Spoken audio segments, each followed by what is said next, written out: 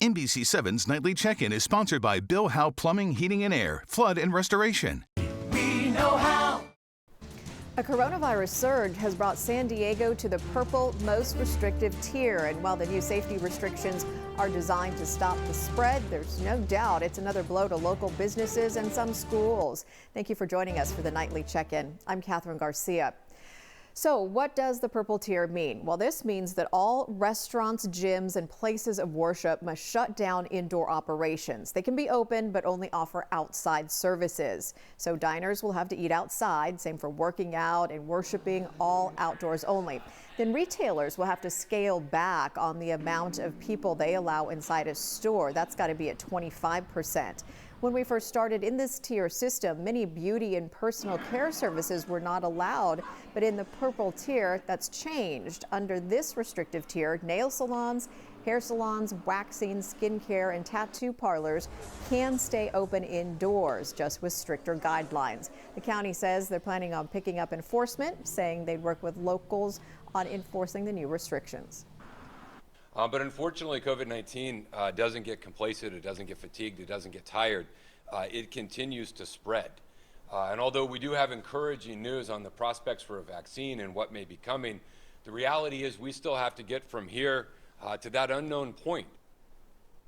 As for school guidelines, they will not be able to shift to in-person learning, but schools that have already reopened do not have to close.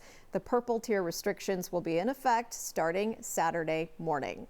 The new restrictions are tough for local businesses and their owners, like Lily Clue, for example. She's the owner of a dress shop called Lily Couture, and it's been struggling since the pandemic started. Lily says she was hoping for a new government stimulus bill to pass because she's struggling to pay her rent now.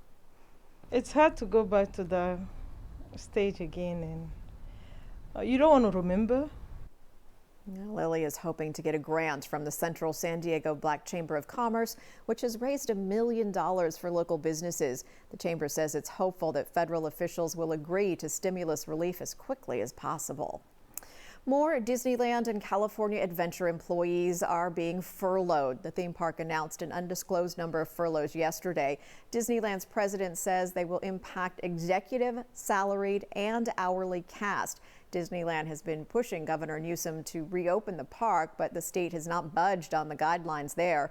Orange County must be in the yellow tier for the park to reopen.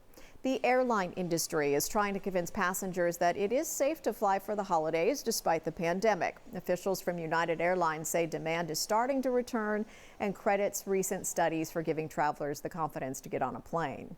They've also seen some of the research that's recently been published, including by the Department of Defense, where we partnered with them to fly a plane around for more than 40 hours in the air to evaluate exactly how the unique airflow configuration on board an aircraft affects the safety of the aircraft. And the Department of Defense concluded that the interior of an airplane is the safest public space you can be if you're going to be inside somewhere.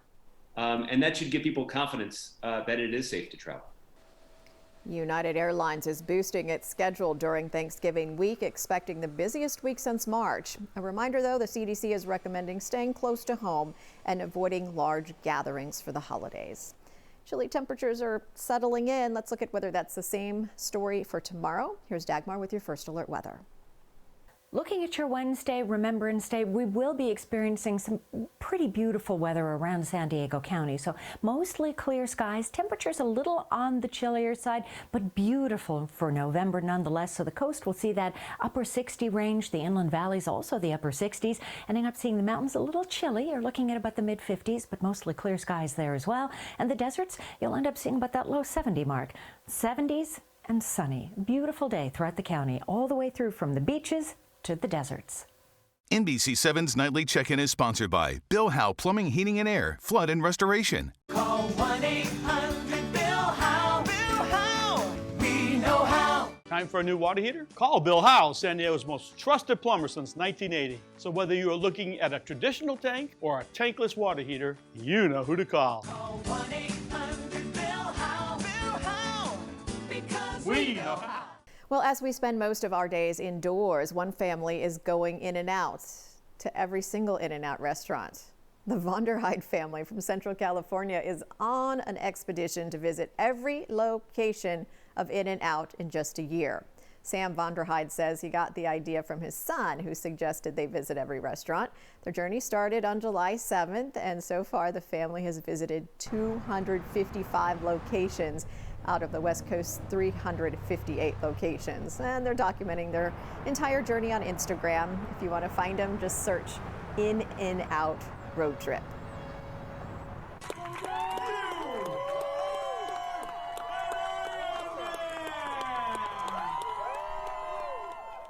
This is awesome. A Florida man has become the first athlete with Down syndrome to complete an Ironman triathlon.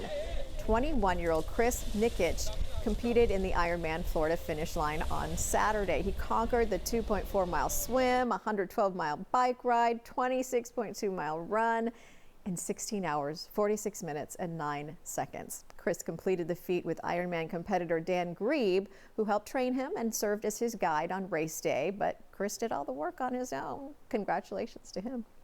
That's going to do it for our nightly check-in. Have a good night.